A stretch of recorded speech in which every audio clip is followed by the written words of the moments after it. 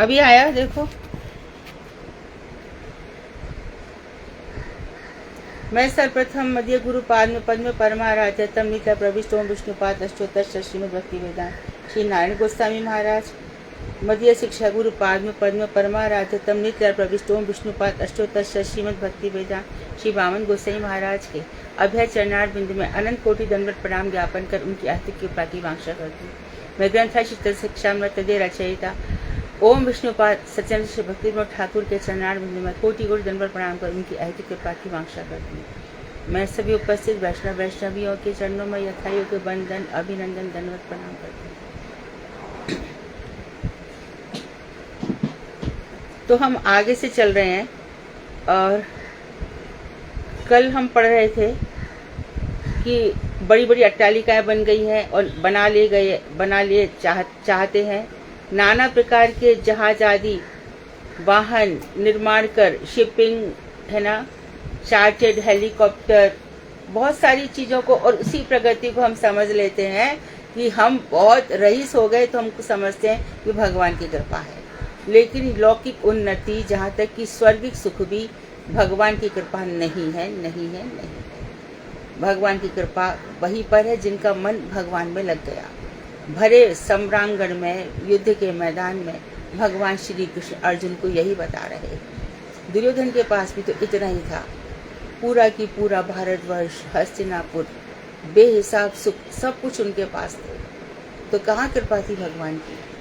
ऐसे हम कितने ही राजाओं के जीवन में देखते हैं, है ना। तो ऐसा लगता है कि इनके पास सौंदर्य भी है, संपत्ति भी है, सुख है, 60 साल के हो गए, 80 साल के हो गए, फिर भी यंग दिखते हैं। ये सब चीजें भगवान की कृपा नहीं है।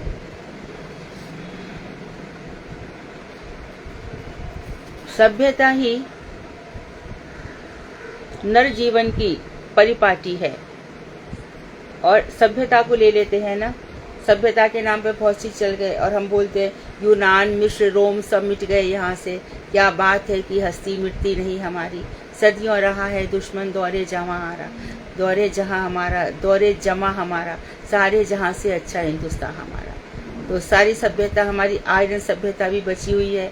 लेकिन जो आर्यन सभ्यता है या रोमन सभ्यता है या इटालियन सभ्यता है या अमेरिकन सभ्यता है, चाइनीज सभ्यता है, हम उसके पीछे पड़े रहते हैं। जहाँ सभ्यता का मतलब क्या होता है? आपको फोटो नहीं आ रही है ना। आज ऐसी काम चलाओ, क्या करूं।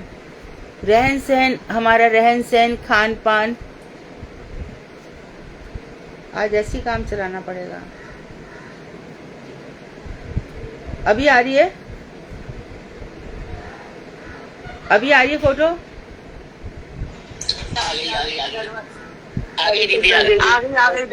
हाँ। तो हमारा सभ्यता, रहन सहन, दंडवत। तो हमारा देखो सभ्यता में क्या क्या आ जाता है। हमारा आहार विहार, आचार विचार, खान पान, ये सब हमारी सभ्यता में आते हैं। और हम लोग कभी कहते आज चाइनीज फूड चाहिए, आज थाई फूड चाहिए, आज तो सभ्यता की परिपाटी को ले लेते हैं। हम बांट दिया है हमने ना। अजनाब वर्ष था, उसके बाद भारतवर्ष हुआ और हमारे चित्ररथ ने 9 वर्षों में इसको बांट दिया।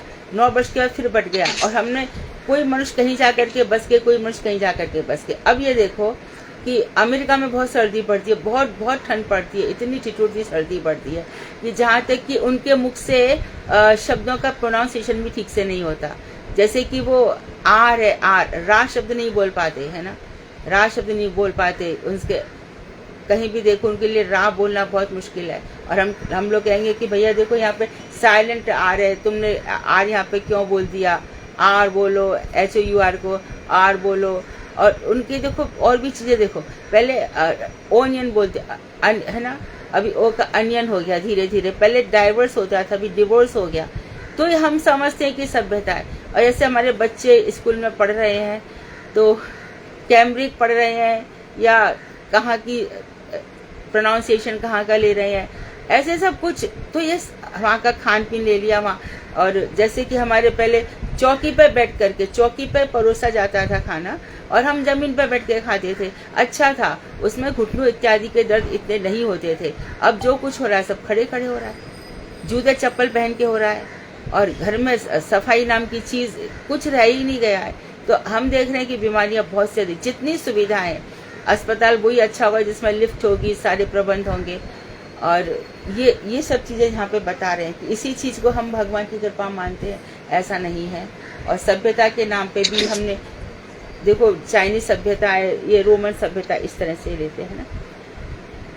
तो ये कह रहे हैं कि जीवन के उपकार के लिए इतिहास का संग्रह करो, है ना, जिससे कि मिस्टेक्स रिपीट ना हो। रिसर्च करो और जो तत्व मिल गए हैं और जो आविष्कार रिसर्च करके निकाल रहे हो उनको अच्छी तरीके से संरक्षण करो, रिजर्व करके रखो। अलौकिक एवं युक्ति विरुद्ध कुछ भी स्वीकार मत करो। और वो कहेंगे कि देखो, जो चीज में लॉजिक नहीं है और अलौकिक जो कुछ श्लोक से परे है उसको कुछ भी स्वीकार मत करो, ये सिखाया जाता है। और सिखाया जाता है कि जहाँ साधारण सुख एवं अपने सुख में विरोध उपस्थित हो, वहां साधारण सुख का परित्याग करके भी अपने सुख की उन्नति करो।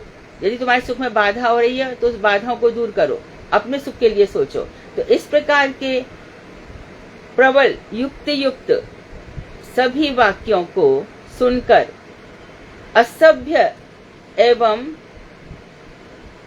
अप्राप्त ज्ञान वन्य जाति के मनुष्य अपने पूर्व कार्यों का परित्याग कर जीवन की उन्नति के लिए प्रयास करते हैं। तो जो आदिम सभ्यता के लोग हैं या जिनके अंदर बुद्धि कम है, वो लोग इन सब बातों को सुनते हैं तो वो क्या करते हैं कि उनको लगता है कि अरे हम आगे बढ़ गए, है ना। किसान बोलेगा अरे कुर्सी पे बैठो करो, साहब बन के रहो, ये अर्दली बन के मत रहो। ऐसे बहुत सारी चीजें जो सब आ जाती है, हम सब अच्छे से जानते हैं। उनके लिए अर्धचंद्र सूर्य चंद्र विश्वास, पशु वध द्वारा जीवन निर्वाह, पशु का वध करके जीवन निर्वाह एवं वन में पशुओं की तरह काल यापन आदि कार्य दूर हो जाते हैं। तो फिर धीरे धीरे ये सूर्य चंद्रमा पे विश्वास करने लग जाते हैं और ये वन में पशुओं की तरह जो रहते थे वो भी खत्म हो जाते हैं। ऐसा देखकर बहिर्मुख नीति शून्य व्यक्ति, युक्तिवादी मनुष्य अपने कृत कार्य के लिए पूर्ण गर्व बोध करते हैं और उनको लगता है हमने बहुत अच्छा किया और दिन भर उसको बखान करते रहते हैं, अपना गर्व दिखाते रहते हैं। इसमें कौन कौन ले लियो ने? चारवाक, और इसके को नाम लिया है सरडेनाप्लास। सरडेनाप्लास कभी सुना है आपने? मैंने नहीं सुना कभी। सरडेनाप्लास आदि इंद्रिय सुखवादी लोगों का जीवन ही इस जीवन का उदाहरण है। तो ये लोग बस शरीर के आगे नहीं बढ़ पाते। अब बता रहे नैतिक बहिर्मुख की युक्ति। जो नैतिक है लेकिन अंतर्मुख नहीं है, भगवान की तरफ नहीं मुड़े, ये लोग क्या सोचते हैं? ये लोग सोचते हैं नैतिक बहिर्मुख जीव और भी अधिक बुद्धिमत्ता प्रकाश कर, वो समझते हम ज्यादा, तो वो नीति शून्य बहिर्मुख जीवन को शीघ्र ही पराजित करते हैं कि हम लोग नीतिवान हैं, नीति शून्य जीवन को पराजित कर देते हैं। तो वो इसी को आगे बढ़ने को अपना आगे बढ़ना मानते हैं। भाई, तुम्हारी सभी बातों को मैं मानता हूँ। वो क्या कहेंगे? केवल तुम्हारे स्वेच्छाचार को मैं ठीक नहीं समझता। इनकी युक्ति होती है तुम्हारी सब बात, लेकिन तुम जो मनमाने ढंग से रहते हो ना, वो मुझे ठीक नहीं लगता। तुम जीवन का सुख ढूंढ तो रहे हो, किंतु नीति के बिना जीवन में सुख कैसे मिलेगा? ये नीतिवादी नीति शून्य वालों को समझाते हैं। और क्या कहते हैं? अपने जीवन को ही केवल जीवन मत समझो, सामाजिक जीवन को ही जीवन समझो। वो क्या कहेंगे? मैनी सोशल एनिमल, सोशलाइज करो, सबसे मिलजुल करके रहो। ये कौन कहेंगे? नीतिवादी नीति शून्य वाले लोगों से कहते हैं। और फिर क्या कहेंगे? सामाजिक जीवन की सुख समृद्धि करने में समर्थ है, वही श्रेष्ठ है। सबसे अच्छा जो माना जाएगा, जो सामाजिक जीवन में सुख करेगा, इसमें सब आ जाएंगे। राजा राम मोहन राय जिन्होंने समाज के लिए बहुत काम किया। समाज कहाँ से कहाँ हो गया? अभी सोचो कि हम समाज के लिए बहुत कुछ कर रहे हैं, पता चला कि भैया शादी तो बंधन ही खत्म हो गया। अभी तो जाति बंधन तो कब से खत्म हो गए, कोई भी बंधन नहीं रहा, कोई भी लोग कहीं कुछ भी करता है। और ये क्या कहेंगे? तुम जो सोशलाइज करते हो वही श्रेष्ठ है, एवं यही नीति भी है। इस नीति द्वारा सुख भोग करने में ही मानव की पशुओं से श्रेष्ठता है, और इसीलिए तुम माने जाओगे कि तुम पशु नहीं हो, पशुओं से श्रेष्ठ हो। यदि स्वयं के दुख भोग से समाज का सुख हो, देखो क्या कहते हो ये, तुम दुख भोग रहे हो, समाज का सुख है, तो स्वयं दुख स्वीकार करना ही युक्ति संपन्न पुरुष का कर्तव्य धर्म है। दूसरों को सुख दो, चाहे तुमको दुख झेलना पड़े। यही विकास नीति है और यही एकमात्र मानव धर्म है। ये लोग ऐसे समझाते हैं। देखो ये कितनी सच्चाइयां सामने बता रहे हैं। हम लोग समझते कि हाँ सही तो है, हम दूसरों की सहायता कर रहे हैं, सही तो है, क्या हो गया, ये लोग ऐसे हैं। देखो और क्या बोल रहे हैं वो, सामाजिक सुख समृद्धि करने के लिए ऐसे मैत्री करो, कृपा आदि प्रधान सभी भावों का अनुशीलन करो, सबसे मित्रता रखो, सब पे कृपा करो, पशुओं पर दया करो। ऐसा होने पर हिंसा, द्वेष आदि दुष्ट भाव और मानव चित्त को दूषित नहीं कर सकते। इससे तुम किसी की हिंसा नहीं करोगे, तुम्हारे द्वेष नहीं आएगा, क्योंकि तुमने समझ लिया कि समय मनुष्य, इस तरह से समझाते हैं। और विश्व प्रेम ही विश्व सुख है। The whole world is my family, अयम निजः परो वेत्ति गणना लघु चेतसाम उदार चेता नाम तो वसुधैव कुटुम्बकम। ये मेरा है, ये पर ऐसा मत करो, सबको अपना समझो। तो वो लोग ये सिखाते हैं और कहते हैं पॉजिटिविस्ट, अर्थात जो निश्चयवादी, ये है निश्चयवादी कमिटी है, कमिटी नहीं है, निश्चयवादी कमिटी माने क्या होता है, CMT, कमिटी और मिल, ये नाम है। एवं ये है पॉजिटिविस्ट। और जो सोशलिस्ट है अर्थात कौन, समाजवादी, इनके नाम दिए हार्वर्ड स्पेंसर आदि एवं बौद्ध तथा नास्तिक व्यक्तियों का निगूढ़ मत है। ये उनका छिपा हुआ मत है।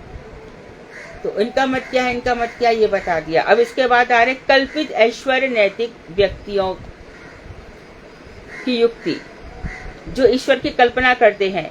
ये क्या सोचते हैं, कल्पित ऐश्वर्य नैतिक व्यक्ति उक्त मत की सभी बातें स्वीकार करते हैं और इससे अधिक वह यह भी कहते हैं कि ईश्वर विश्वास भी एक प्रधान नीति है। ईश्वर पर विश्वास करो।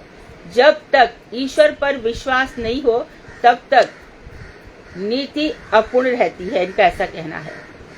इसके अतिरिक्त ईश्वर विश्वास से कुछ नैतिक प्रकार भी हैं, उपकार भी हैं। जैसे कि पहला बता रहे हैं, पक्का नैतिक होने पर भी समय समय पर विषयों के प्रति अपना प्रबल आकर्षण होता ही है। तुम कितनी भी नीतिवान हो, विषयों की तरफ ही आकर्षण जाएगा ही जाएगा। तब बड़े से बड़े नैतिक व्यक्तियों के लिए भी उससे बच पाना बड़ा ही कठिन हो जाता है, यानी संसारी आकर्षण से बचना। तो यदि कोई देखने वाला नहीं हो तो वे लोग बलात् कुकर्म प्रवृत्त हो जाते हैं। ये सब जो लोग हैं ना, ऑफिसों में काम करते हैं, और ये सब जितना भी गलत व्यभिचार है, सीधी सादी बात है, स्त्रियों के साथ, और ये रिश्वत लेना देना, ये सब इसमें आ जाएगा, सब कुछ इसमें आ जाएगा। कोई देख तो नहीं रहा है, अरे कोई नहीं देखता। हम कहते हैं कि भैया पांचों तत्व तुम्हारे शरीर में भरे पड़े हैं, पृथ्वी जल तेज वायु आकाश, तुम्हारे शरीर में पांचों तत्व भरे हैं, पांचों देख रहे हैं तुम्हें, पर वो नहीं मानते, वो ऐसा नहीं मानते। वो कहते कोई दूसरा देख तो नहीं रहा है। तो ये लोग मंदिर में से भी चोरी कर लेते हैं, मूर्तियों को भी चुरा ले जाते हैं, ये लोग कहीं भी छोड़ते नहीं हैं। तो ये कुकर्म में प्रवृत्त हो जाते हैं। उस समय केवल ईश्वर विश्वास ही उनका उपयुक्त रक्षक हो सकता है। तो ऐसे में कुछ लोग ऐसे हैं कि नहीं भाई, ईश्वर का विश्वास रखो, वो उन दोनों में ये अंतर आ जाता है।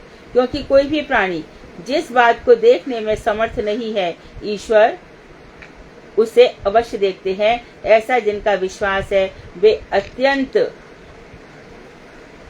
अत्यंत गोपनीय स्थान में भीति के वजह से कोई कार्य नहीं करते। इनका दूसरा प्रकार है, मृत्यु के समय असहनीय कष्ट होता है, किंतु ईश्वर विश्वास रहने पर मृत्यु के समय उसे कष्ट नहीं होता और वह सुख शांति से मर जाता है, शरीर त्याग देता है, ऐसा इनका मानना है। तीसरा कह रहे हैं, साधारण रूप से नैतिकता की अपेक्षा ईश्वर विश्वास अधिकतर ऐहिक श्लोक के पुण्य प्रवृत्ति जनक है। यह बात सभी स्वीकार करते हैं। यह बात सभी स्वीकार करते हैं कि आप ईश्वर पर विश्वास करो चाहे मत करो, लेकिन उससे भी ज्यादा क्या है कि पुण्य कार्य करो। पुण्य कार्य में अब ये यहाँ पे जो गाय का लाते हैं ना, ये वही लोग हैं। और कौन से लोग हैं? 115 स्त्रियों की लड़कियों की शादी करो, भंडारा चलाओ, प्याऊ चलाओ, ये लोग, ये वाले ऐसे लोग होते हैं। 14 है, ईश्वर विश्वासपूर्ण जीवन में केवल नैतिक जीवन की अपेक्षा अधिक शांति होती है। 5वां कह रहे हैं, यदि वस्तुतः ईश्वर है तो उनके प्रति विश्वास रखने से, आवाज मत करो, विश्वास रखने से एवं प्रार्थना आदि करने से प्रचुर लाभ होगा। ईश्वर यदि है तो प्रार्थना करो, और हर चीज के लिए ये शौक है ना, एक चरण बन गया है। अरे यार प्रेयर फॉर मी, अरे यार प्रे फॉर मी, मुझे प्रेयर करो, मुझे प्रेयर करो, प्रे फॉर, ऐसे जो आता है ना, ये बहुत चल गया। अरे उनकी प्रार्थना करो, ऐसा हमारे तो सिद्धांत में कहीं है ही नहीं। हाँ, ऐसे है छोटी छोटी बात पे नहीं। भगवान से प्रार्थना कर, उसका संबंध हो जाएगा भगवान से, छोटी छोटी बातों पर। हम लोग भगवान से प्रार्थना किस लिए करेंगे? तो इनको यदि ईश्वर ना भी हो तो भी उक्त विश्वास से कोई क्षति नहीं होगी। पक्षांतर में यदि अदर वर्ड्स में कहें, यदि ईश्वर है तो ईश्वर के प्रति अविश्वास करने वाले व्यक्तियों के लिए प्रचुर हानि है। जो ईश्वर के प्रति विश्वास नहीं करेंगे उनकी हानि, ईश्वर पर विश्वास करो। अतः परम नैतिक व्यक्तियों के लिए ईश्वर विश्वास परम आवश्यक एवं लाभदायक है, ऐसा ये लोग मानते हैं। आगे बता रहे हैं कि ईश्वर विश्वास में भी सुख है, किंतु यह सुख दोषपूर्ण सुख की अपेक्षा निर्मल होता है। ईश्वर विश्वास प्राप्त सुख में कोई उत्पात नहीं है। अन्य समस्त विषय सुखों में उत्पात अवश्य संभावी है। ईश्वर से जो शांति मिल रही है, अच्छा ये बात अभी तक भक्ति श्रद्धा तक तो भी हम लोग पहुंचे नहीं है, परंतु उसके नीचे लेवल पर ये बात तो पक्की बात है कि जब मन दुख हो, क्षोभ हो, मन में क्षुब्ध हो, तो हम समझ लेते कि ईश्वर करके कोई चीज है, तो वहां हमें थोड़ी सुख और शांति मिल जाती है। आगे कह रहे हैं कि ईश्वर विश्वास द्वारा चित्तवृत्ति उदार होती है, यानी कि हम बहुत जेनरस हो जाते हैं एवं सत्पथ पर हम चलने की प्रवृत्ति हमारी पुष्ट होती है ईश्वर विश्वास पर, क्योंकि हम गलत काम करते नहीं हैं। इसके बाद बता रहे, ईश्वर विश्वास रहने पर अपने आप दया, क्षमा, सहिष्णुता, जो टॉलरेंस जो आजकल बिल्कुल खत्म हो गई है, सहनशीलता आदि गुणों का विकास होता है। नमा कह रहे हैं, ईश्वर विश्वास होने पर निष्काम कर्म में अधिक उत्साह होता है, जो भी कुछ कर्म करो भगवान पर अर्पण कर दो। इसके बाद 10वां कह रहे हैं, ईश्वर विश्वास रहने पर परलोक बुद्धि उदित होती है। परलोक बुद्धि उदित होती है यानी कि परलोक जाना है, वहां पे जवाब देना है हर बात का। परलोक बुद्धि रहने पर किसी भी स्थिति में निराशा नहीं होती कि चलो मुझे यहाँ पे मेरे कर्मों का फल नहीं मिला पर भगवान तो देख रहे हैं ना, ऐसा विश्वास रहता है। यदि ईश्वर ना भी हो तथापि उपरोक्त कारणों से ईश्वर विश्वास रखना, यानी ईश्वर कौन है ये नहीं पता इनको, किसी को भी नहीं पता, पर ईश्वर है ना भी हो तो भी इनको यह विश्वास होता है कि ये सब प्रकार से कल्याणकारी है। कल्पित, ये कल्पना है ना, कल्पित ईश्वरवादियों की इन युक्तियों के सामने निरीश्वर व्यक्ति निरुत्तर हो जाते हैं, तो ये उनको शांत कर देते हैं जो ईश्वर को नहीं मानते। ये कमिटी नाम का जो व्यक्ति है की तरह एक कल्पित उपासना तत्व स्वीकार कर लेते हैं। जैमिनी का कर्मकांड है। जो षट दर्शन है ना भाई, 6 फिलोसफी है। अभी तो कितनी फिलोसफियों की गिनती नहीं है। पहले 6 दर्शन कौन कौन से थे?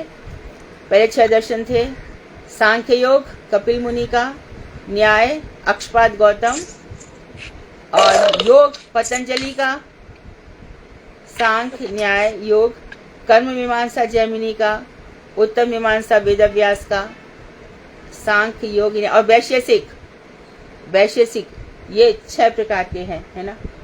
तो जैमिनी का कर्मकांड इसमें खुद ही बता रहे हैं।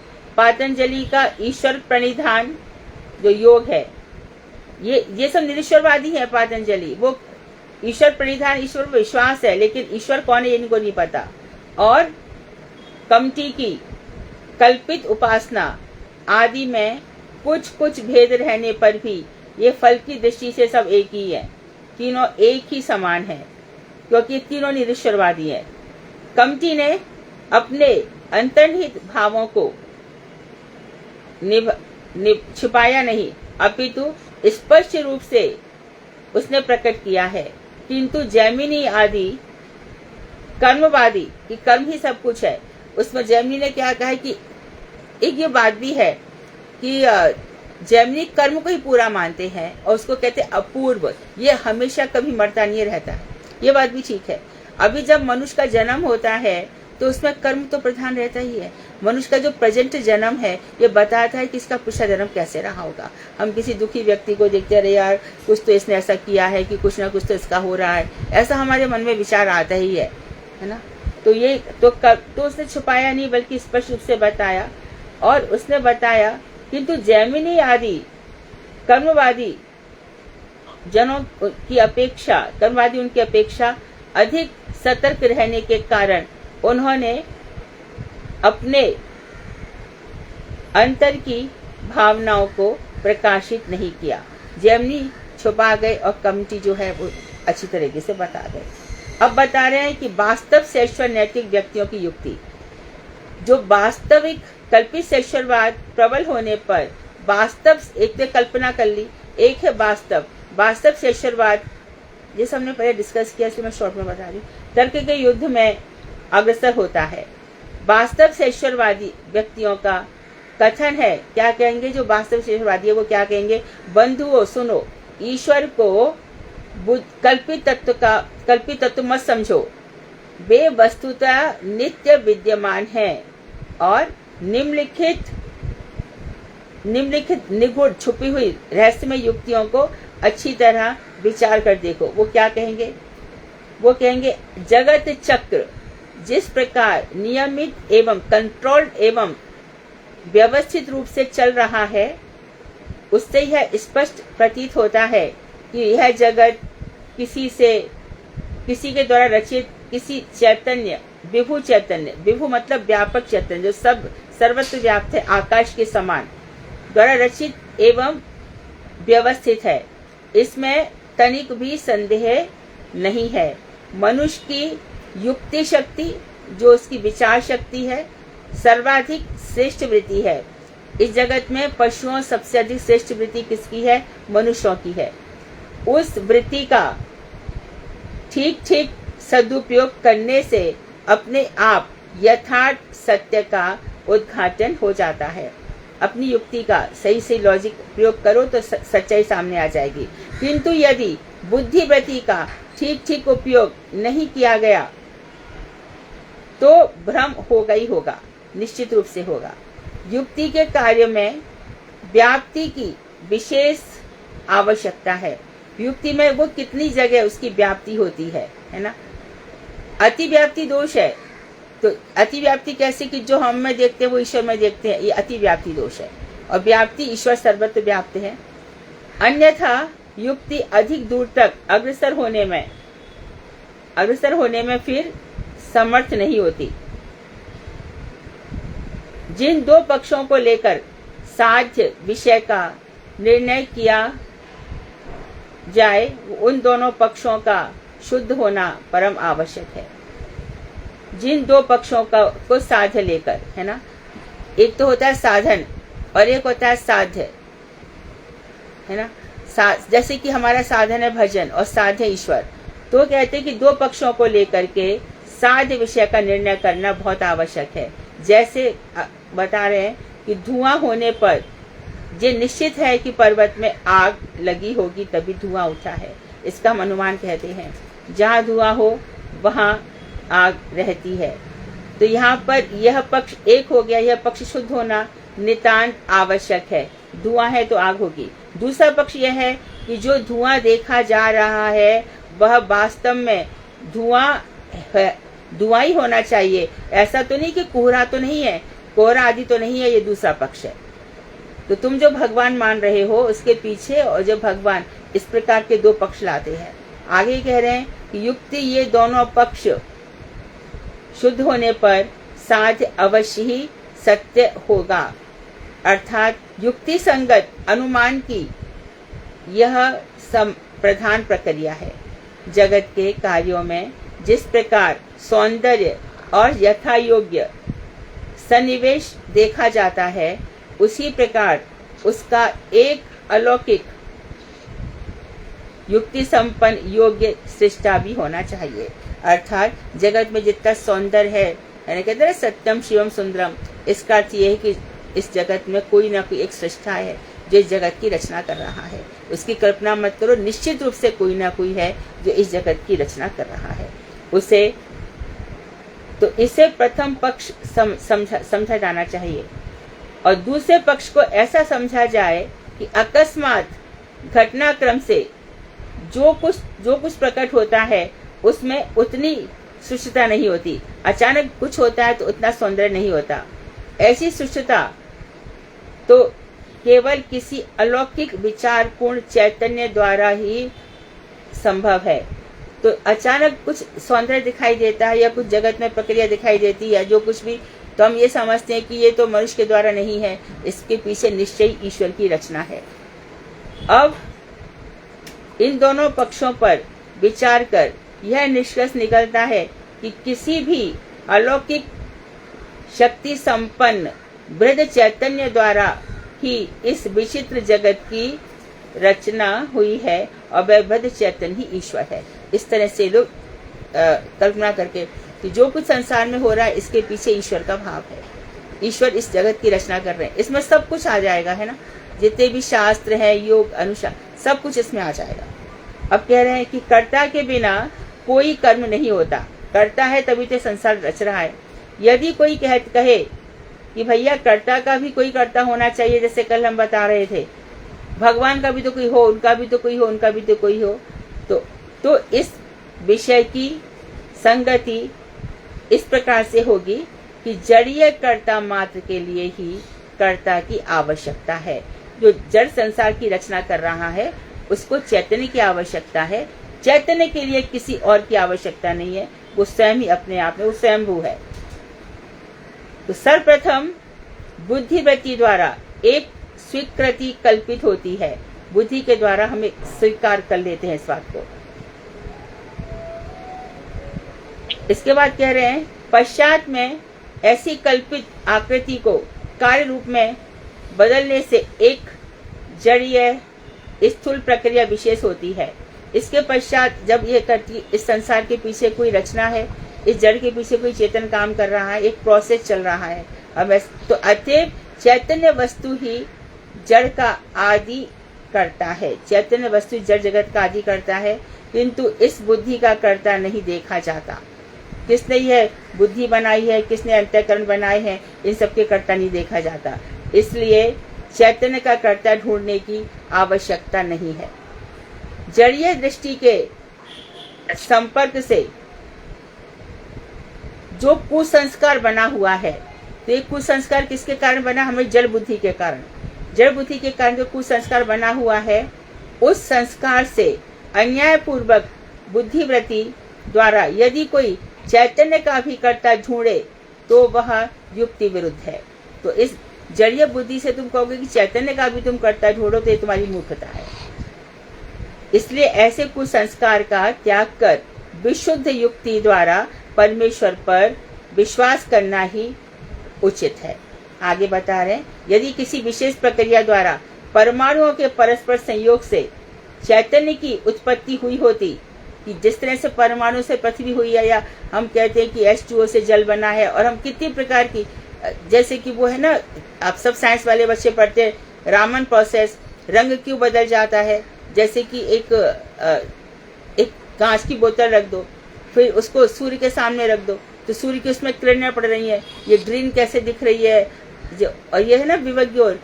तो जो पृथ्वी पर जो पर्पल कलर है, बैगनी, उसका ज्यादा असर होता है, जो आर है उसमें ऊर्जा कम होती है। ये सब जो बातें होती है, सब परमाणुओं की है। तो कहते हैं जैसे परमाणु से भगवान भी बने होते, तो ऐसी उत्पत्ति का उदाहरण किसी न किसी देश के इतिहास में अवश्य ही लिपिबद्ध हुआ होता। यदि ऐसा होता तो माता के गर्भ से मनुष्य पैदा होते हैं, अन्य किसी भी उपाय से उसकी उत्पत्ति नहीं होती। तो किसी भी प्रकार से, तो वेदांत कहता है कि घास तो बैल भी खाता है और घास तो गाय भी खाती है, परंतु बच्चा गाय के ही होता है। इसी प्रकार से भगवान की सृष्टि में जो मातृ शक्ति है वही प्रजनन कर सकती है, और जो पितृ शक्ति उससे नहीं होता। तो इस विषय में विज्ञान अत्यंत उन्नत होकर भी हजारों का वर्षों में भी कुछ दिखा नहीं सका।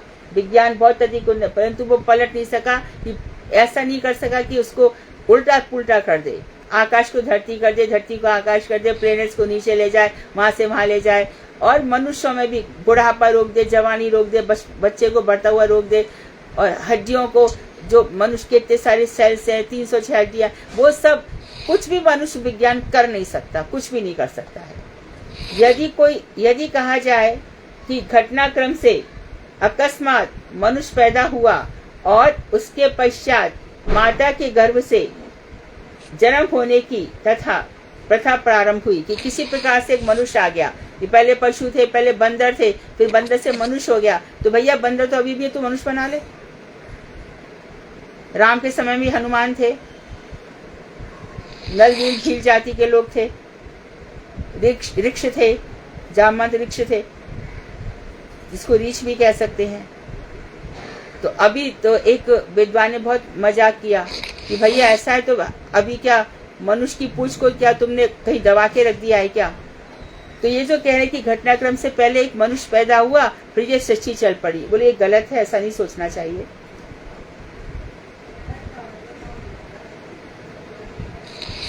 घटना की प्रतीक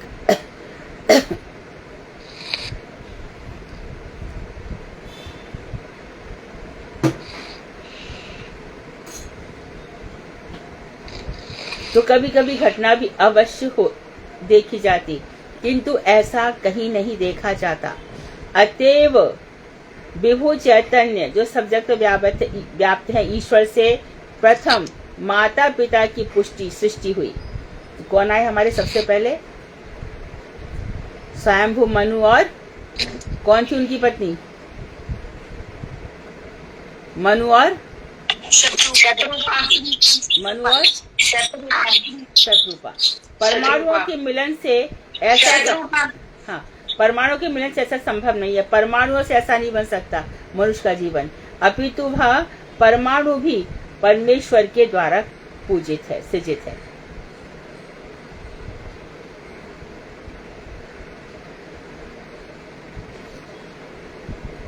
क्या बज रहे हैं अभी? क्या टाइम है?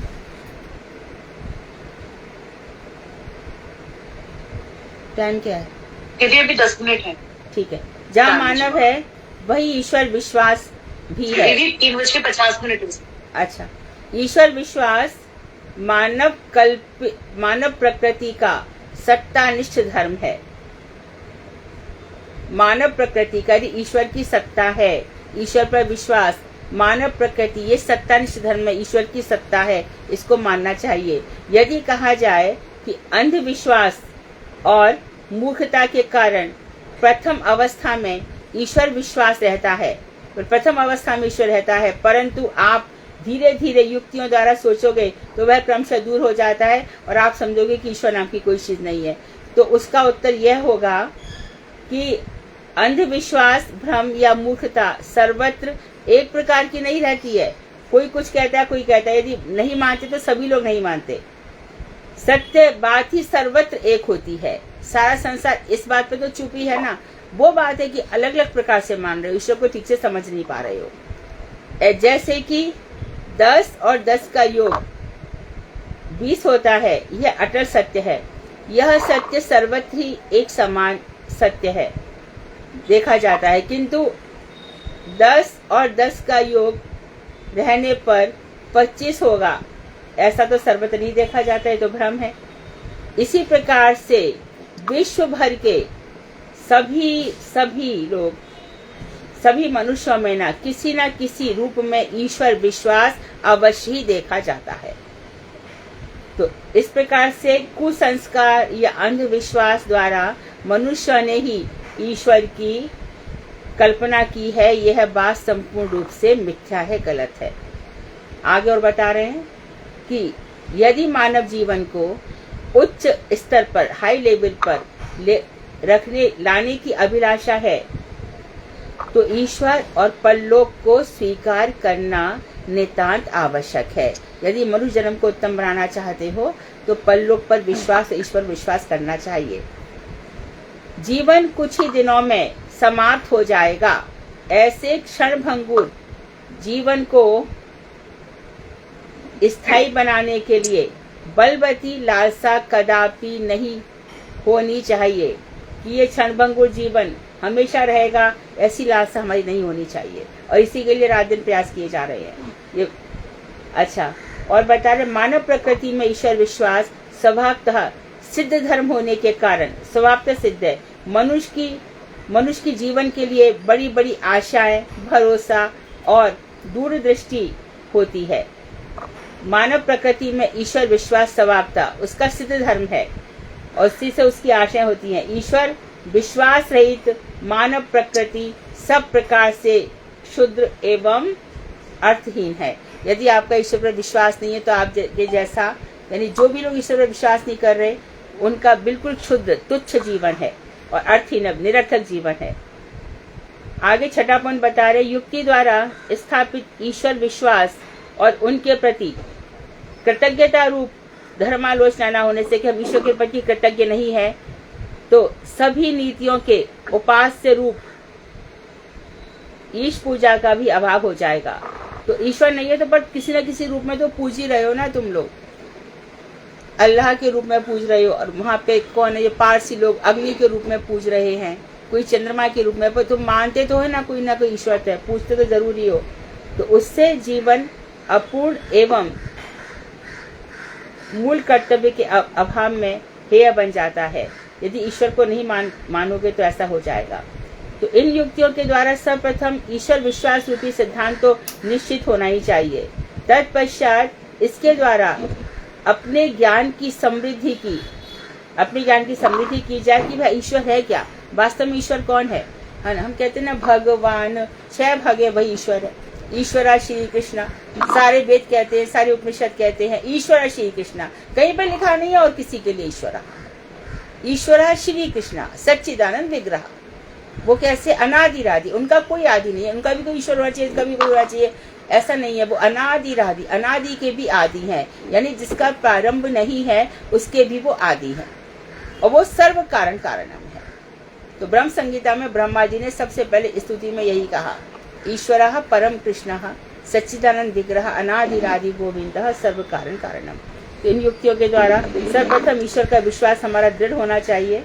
इसके पश्चात उनके द्वारा अपने ज्ञान की समृद्धि करनी चाहिए और इसके आश्रय में विज्ञान, शिल्प, नीति और ईश्वर विश्वास के द्वारा अपने जीवन को हमें उन्नत और मंगलमय बनाना चाहिए। ऐसा होने पर ईश्वर तुम्हें लोक और परलोक सुख एवं शांति प्रदान करेंगे। ईश्वर का परित्याग कर जो कुछ करोगे उससे तुम कोई भी पारलौकिक सुख प्राप्त नहीं करोगे, परलोक से धक्का दे दिया जाएगा, है ना। कल आए थे ना यमदूत, उसने संसारी सुख चाहे तो यमदूत कहाँ ले जा रहे थे, तो वहां पे सुख है ही नहीं परलोक में। तो कल्पित ईश्वर की अपेक्षा वास्तव ईश्वर तुम्हारा अधिक कल्याण करेंगे। क्योंकि वो तुम्हारी बात सुनेंगे। जो कल्पित ईश्वर है ना तुम्हारी बात सुनेंगे ना तुमको देखेंगे। तुमने तो कल्पना कर ली कोई है, अरे कोई है तो पता दो, लेकिन तुमको किसी को मानो, चाहे राम को मानो, कृष्ण को मानो, गणेश जी को मानो, शिव को मानो, किसी को भी मानो, पर कम से कम तुम्हारा कुछ सुनेंगे तो सही। तो विज्ञान, शिल्प, नीति और ईश्वर ज्ञान का अनुशीलन करना ही कर्तव्य है। यह अनुशीलन दो प्रकार का है, एक तो अवैध अनुशीलन और दूसरा है वैध अनुशीलन। इसमें बता रहे हैं कि अधिकार विचार की अपेक्षा ना करके असमय में अनियमित रूप से जो अनुशीलन होता है वह अवैध है। अधिकार की अपेक्षा ना करके जो अनुशीलन हो रहा है वह अवैध है, और अधिकार विचार के साथ उचित समय पर नियमित रूप से जो अनुशीलन होता है वह वैध है। इसमें बताया जो व्यक्ति जिस अनुशीलन के लिए जितना ही योग्य हो उसका अनुशीलन उतना ही शीघ्र सफल होता है। योग्यता स्वभाव के अनुसार ही होती है।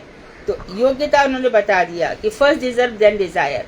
अभी योग्यता तो हमारी कुछ भी नहीं है, लेकिन चिंतन बहुत बड़े बड़े हो जाएंगे। तो कहते हैं कि ये गलत समय पर गलत बात है। जैसे कि मानो अभी कोई भाव भक्ति में पहुंच जाए पर आता जाता कुछ भी नहीं है, तो 1-2 घंटे रोएगा सोएगा, फिर वही की वही हो जाएगा। एक बार गुरुदेव के पास कोई बोल रहा था कि महाराज जी, मैं जब रघुनाथ दास गोस्वामी के वहाँ पर भजन कर रहा था तो मैं इतना रोया, और महाराज जी मैं 2-3 घंटे तक रोता रहा फूट के। तो गुरुदेव बोले उसके बाद तो फिर उसको लगेगा कि मैं रोया तो फिर मेरा संसार छूटना चाहिए था, फिर रघुनाथ दास गोस्वामी की तरह भजन होना चाहिए था, फिर राधा कुंडी हमारा प्राण सर्वस्व होना चाहिए था। वो तो हुआ नहीं, वापस घर आ गया, वापस ही सब कुछ हो गया। तो गुरुदेव ने बोला ये आभास मात्र है और अभ्यास करो। तो रघुनाथ दास गोस्वामी और चैतन्य महाप्रभु के फिलॉसफी के द्वारा हम देखते हैं कि महाप्रभु जी ने उनको बार बार घर भेजा और दिखाया कि देखो तुम भाई दिखावटी करो और अंदर से निष्ठा रखो। सबसे पहले भाल ना पहरे भाल ना खाए गए, ये सब बातें बताई ना। तो ये सब बातें यहाँ पर कह रहे हैं। तो कह रहे हैं कि स्वभाव भी तो वो शील सफल होता है। योग्यता स्वभाव के आधार पर ही होती है। स्वभाव भी अत्यधिक वातावरण, शिक्षा और संग के अनुरूप बनता है। स्वभाव भी इंसान का तो भगवान वातावरण देते हैं, संग देते हैं, ठीक है। बंधुओं, हे भाइयों, आप अपने स्वभाव को समझ बूझ कर यथार्थ वर्णाश्रम रूप वैज्ञानिक धर्म जो भारतवर्ष में प्रचलित हुआ था उसका अवलंबन करने से आपके अधिकार के अनुरूप कार्य होगा। तो आपके लिए वर्ण आश्रम की व्यवस्था की गई है। तो आप देखो कि आप पहले गृहस्थ आश्रम में रह करके, गृहस्थ आश्रम में जैसे कि देखो यदि भजन करना है तो गृहस्थ आश्रम में रह करके पांडव की समान कर सकते हैं, और भजन करना है तो सुखदेव गोस्वामी जैसे त्यागी होकर भी कर सकते हैं। भजन के लिए कुछ भी जरूरी नहीं है कि गृहस्थ में रहे, गृह था के बन, जो जहाँ पे रह रहा। याज्ञवल्क्य की 2 पत्नियां थी तो भी भजन हो रहा था। जनक जी की पत्नी थी, बिटिया भी थी, भाई भी थे, तो भी भजन हो रहा था। इसी प्रकार से अद्वैताचार्य के देखते श्रीवास के आंगन में गृहस्थ है तब भी है। और जो त्यागी हैं, हमारे प्रभुपाद जी हैं, हमारे भक्तिविनोद ठाकुर गृहस्थ है तो कितना बड़ा भजन है, और प्रभुपाद जी ने तो विवाह नहीं किया तो भी कितना बड़ा भजन है। तो अपना वर्ण देखो, आश्रम देखो, अपनी योग्यता देखो, स्वभाव देखो, उसके पश्चात आगे बढ़ो, ऐसा हमको बताया जा रहा है।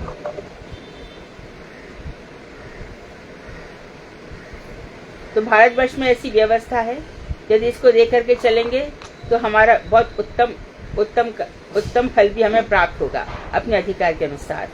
सदयुक्ति एवं अपने सत्तागत विश्वास के द्वारा अपनी आत्मा को अमर समझें, अच्छी सी युक्तियां लाएं और सोचें कि आपकी सत्ता हमेशा है। वही बात, आत्मा कभी नहीं मरती, आत्मा कभी नहीं मरती। हम अनादि काल से जाने कब से जी रहे और मर रहे हैं, करोड़ों जन्म।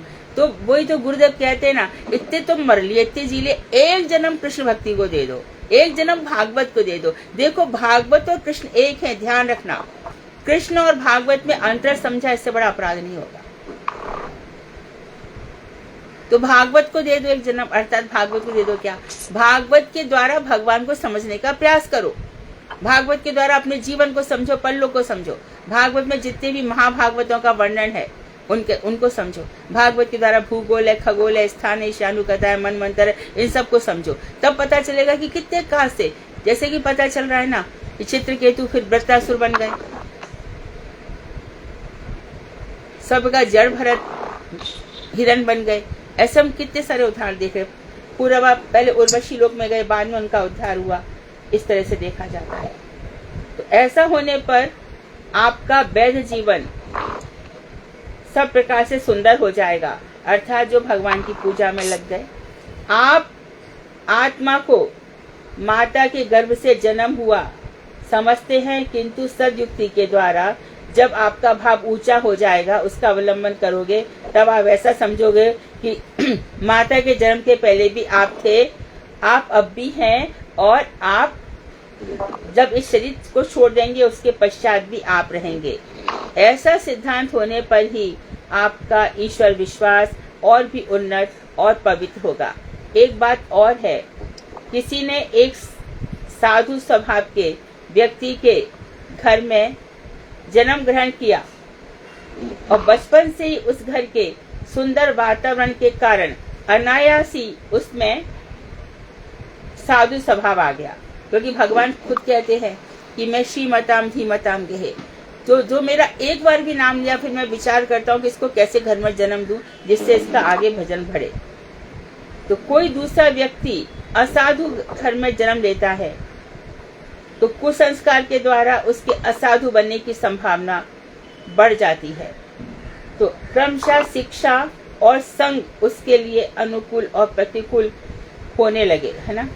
तो उसके लिए फिर यदि अनुकूल कुछ मिल गया, कुछ सुकृति के कारण, तब तो भक्ति बढ़ जाएगी। लेकिन यदि प्रतिकूल मिल गया तो वो बिल्कुल गड्ढे में ही गिर जाएगा। जब उनकी बुद्धि परिपक्व हो गई, तब उनका स्वभाव भी स्थिर हो गया। इस स्वभाव के अनुसार कार्य करने पर एक ही जीवन में एक व्यक्ति स्वर्ग और दूसरा व्यक्ति नरक को प्राप्त होगा।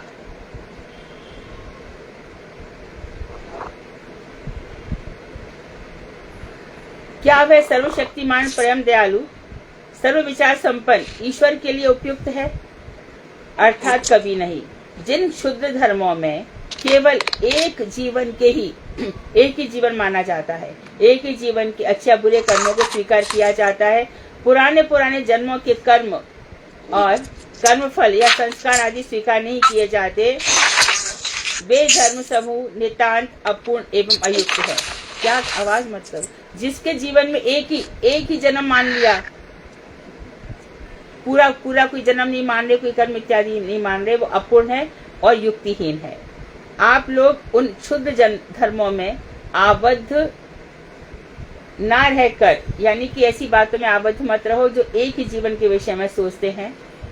जीव के उन्नत भाव को ग्रहण करें और वर्णाश्रम धर्म का अवलंबन करें, तभी आप लोग यथार्थ सुख अनुभव कर सकेंगे। आप किसी भी वर्ण, किसी भी आश्रम को, है ना, गुण कर्म विभाग चातुर्वर्ण्यम मया सृष्टम, आप या तो ब्राह्मण, क्षत्रिय, वैश्य, शूद्र, जैसा आपका स्वभाव हो, स्वभाव के अनुसार हो, और उसके बाद आश्रम, कोई भी आश्रम अवश्य स्वीकार करें। यही आपका प्रधान कर्तव्य है। कर्म ही प्रधान कर्तव्य है। कर्म दो प्रकार का है, सकाम और निष्काम।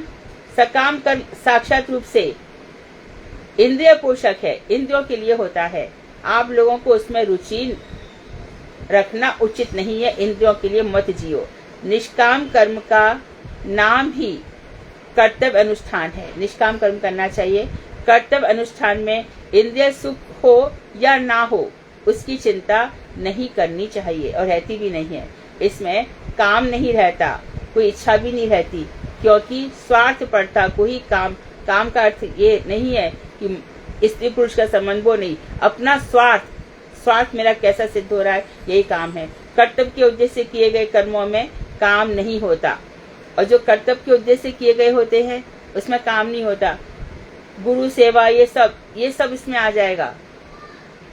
कर्तव्य अनुष्ठान से श्री हरि संतुष्ट होते हैं, और श्री हरि के संतुष्ट होने पर मोक्ष और भोग सभी कुछ मिल जाते हैं। भगवान के संतुष्ट होने पर सब कुछ मिल जाता है। अब कल हम पढ़ेंगे संबंध ज्ञान की आलोचना करना आरंभ। भगवान से हमारा संबंध है। 458 पेज हो चुके हैं और हमारा 467 पेज तक है। तो हमारे पास अभी 3 दिन है। आज ट्यूसडे है ना, वेडनेसडे, थर्सडे, फ्राइडे। तो 467 से हमारे पास कितने पेज पड़े? 7 और दोनों 3 पेज भी हमारे रोज हुए तो हमारा हो जाएगा। हाँ, वांछाकल तरुवैश्य कृपा सिंधु वेवचा पतितानां पावनेभ्यो वैष्णवेभ्यो नमः। भागवत। हरे कृष्णा दीदी, धन्यवाद, प्रणाम। दीदी एक प्रश्न है छोटा सा। दीदी सत्तानिष्ठ धर्म किसे कहा है? सत्तानिष्ठ धर्म। हाँ, हमारी जो सत्ता है ना, आत्मा की सत्ता, आत्मा की सत्ता से संबंधित जो भी धर्म है, तो आत्मा का धर्म क्या है? परमात्मा की ओर बढ़ना, ये सत्तानिष्ठ धर्म है। सत्तानिष्ठ धर्म आत्मा की भी सत्ता। और दीदी जो अभी ये बताया यहाँ पे, हाँ जी दीदी, एक यहाँ पे भी बताया कि जैसे किसी ने एक साधु स्वभाव के व्यक्ति में के घर में जन्म लिया, वो स्टार्टिंग से ही मान लीजिए वैष्णव परिवार में जन्म लिया और वैसे ही अनुरूप उसका जीवन जिया। हाँ। और एक दूसरा व्यक्ति जो असाधु घर में रहा और कुसंग को प्राप्त हुआ। हाँ। तो इस तरह के इसमें जो एक बाद में प्रश्न किया गया है कि इसमें एक ही जीवन में एक व्यक्ति स्वर्ग और दूसरा व्यक्ति नरक प्राप्त करेगा, तो इसका क्या अर्थ है? हाँ, क्या तो ये सही कह रहे हैं कि जो व्यक्ति वैष्णव परिवार में जन्म लिया वो साधु ही बनेगा? वो ये कहना चाह रहे हैं कि जो जिसका अच्छे घर में जन्म हुआ है, साधु घर में, इसका मतलब है कि पिछले जन्म में उसकी सुकृति हुई है और तुम एक ही जन्म मान रहे हो। और जिसने असाधु घर में जन्म हुआ है, इसका मतलब पिछले जन्म में उसने दुष्कार्य किए हैं। तो आप एक जन्म से लेकर के मत चलो। जन्म और कर्म बताते हैं, हमारा जन्म बताता है कि हमारे पिछले कर्म कैसे रहे थे। तो एक जन्म मत मानो, कई जन्मों की परंपरा ये जीवन है।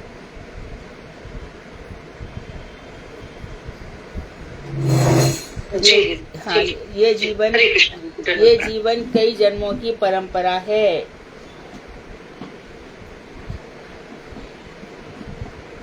अभी हमारा प्रारंभ है, अभी थोड़ी भगवान को छोड़ने वाले।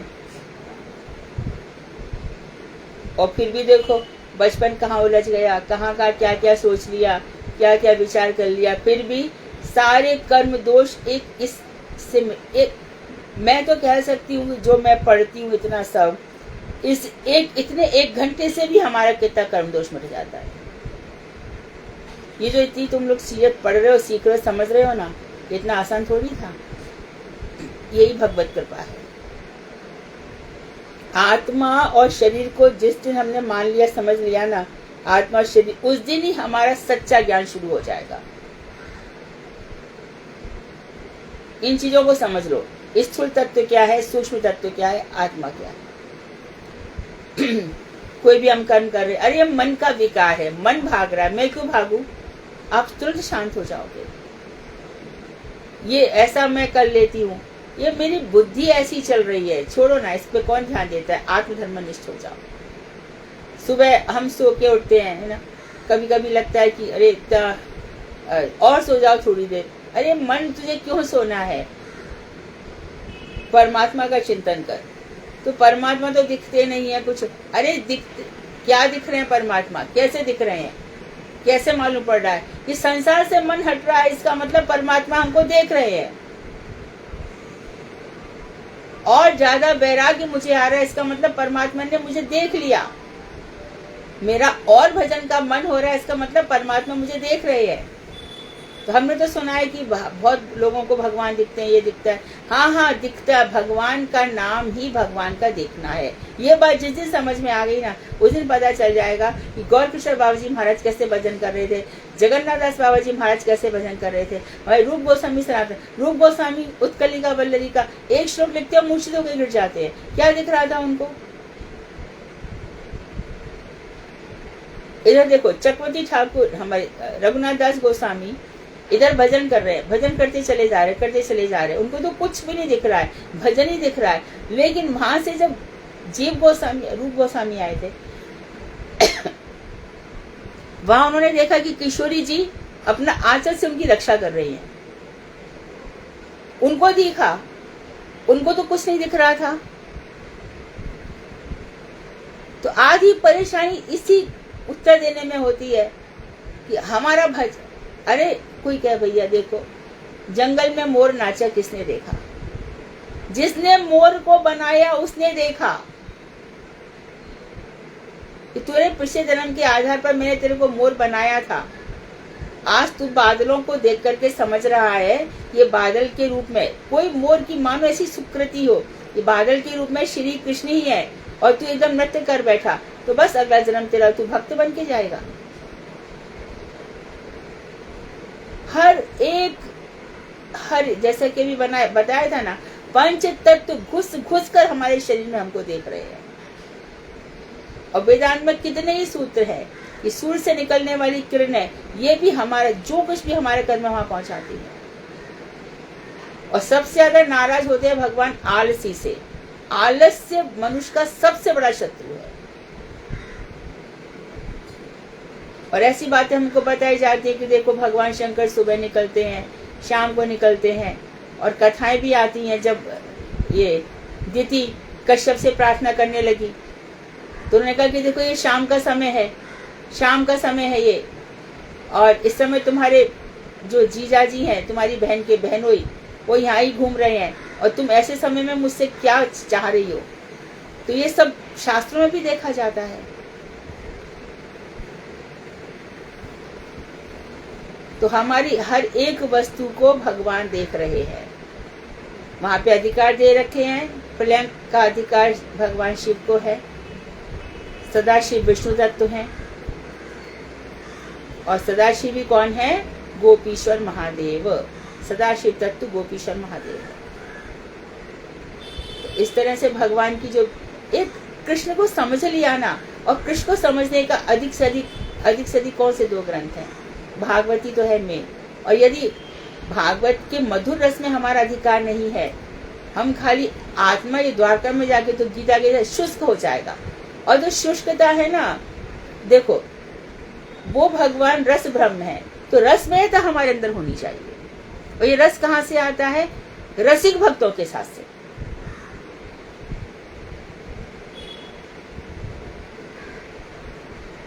ये सब बातें हैं, ठीक है। हाँ, भागवत प्रसंग जी कल हमने पढ़ा था, कल सुना था हमने इनका। हरे कृष्ण दीदी। हाँ, अजामिल का उपाख्यान सुना था। तो उसमें बेसिक ये था कि अजामिल था तो बहुत एकदम बहुत ही सदगृहस्थ था और धर्मनिष्ठ था। और उसके जो पिताजी थे, है ना, वो भी बहुत बड़े ब्राह्मण थे, और अपने पिताजी के कारण, लेकिन संग दोष कितना खराब होता है।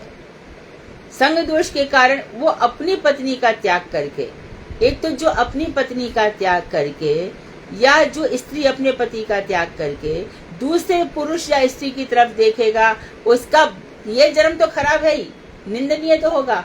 परलोक में भी लोहे के पुरुष या स्त्री से गरम तप करके उसको जलाया जाता है। तो उसकी तो दुर्गति होनी ही थी, और उसको इसके लिए यमदूत आए भी थे लेने के लिए। और ये जो उन्होंने अंतर कथा बताई है, भागवत में नहीं है, ध्यान रखना। इस अंतर कथा को कुछ मानते भी हैं और कुछ लोग नहीं भी मानते हैं, दोनों ही बात है। अंतर कथा ये जो बोली गई थी कि वहाँ पर कुछ साधु आए जो चातुर्मास रहते थे, उन्होंने कहा कि हमें कोई ऐसा घर बता दो जहाँ पर हम अपना ये कर सके, रात बिता सके। तो लोगों ने मजाक में कहा वह अजामिल बड़ा अच्छा है ऐसे। तो ये अंतर कथा है, भागवत की कथा नहीं है। परंतु लोगों ने इसको मान्यता दी है कि उन्होंने कहा अपने बच्चे का नाम नारायण रख लेना, जो तेरा 10वां बच्चा होगा। तो उस नाम की महिमा कब आई है? 5वें स्कंध में देखो, तुरंत पहले 5वां स्कंध नरक का वर्णन है। परीक्षित घबराए, 28 नरक। उसके बाद भी क्या कह रहे हैं? इसके 28 नरक का वर्णन करने के बाद कह रहे हैं कि इसके अलावा भी और भी नरक हैं। जैसे कभी कभी कोई व्यक्ति बहुत ही दुष्कार करता है, तो उसके लिए भक्तानी भगवान के लिए कौन से नरक की रचना कर रखी है। तो उसके बाद जब परीक्षित घबराए तो बताया कि सकृदपि, एक बार भी। तो वेदांत इस बात की समापन में इस तरह से कहता है, अनावृत्ति शब्दात, अर्थात इस शब्द नाश से अनावृत्ति फिर जीवन में नहीं आना पड़ता। जीवन हमारा यहाँ नहीं आना पड़ता मरते लोग में। जीवन तो मरता है, आत्मा तो मरती ही रही है। कहाँ चले जाते हैं? जहाँ नित्य आनंद है, नित्य वहाँ पर भगवान की नित्य किशोरावस्था है, नित्य आनंद ही आनंद है। वहाँ सुंदर प्रकृति, सुंदर ही सब कुछ है। वहाँ पे हमारा जन्म होगा। यहाँ मरते लोग में रोग है, शोक है, मोह है, बुढ़ापा है, क्या क्या है इधर। यहाँ से हम बच जाएंगे, यहाँ के विषैले संसार से बच जाएंगे, बस यही है। हाँ, तो जहाँ पर हमने कल समाप्त किया था कि यमदूत भी आए और विष्णुदूत भी आए। सुधा वहां से बोलिए।